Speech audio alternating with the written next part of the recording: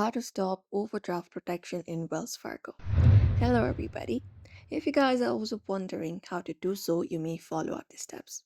So, it is very quick and easy if you would like to turn off overdraft protection.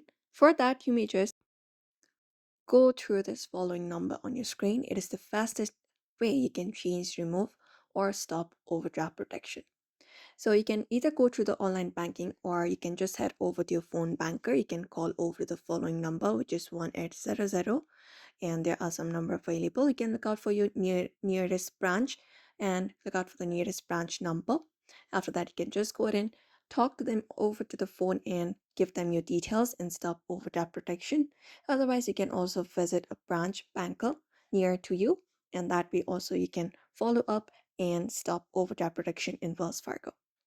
So that's it. You may follow up this method if you would like to stop overdraft protection. So I hope this video was helpful. Give it a thumbs up and subscribe for more tips and tutorials.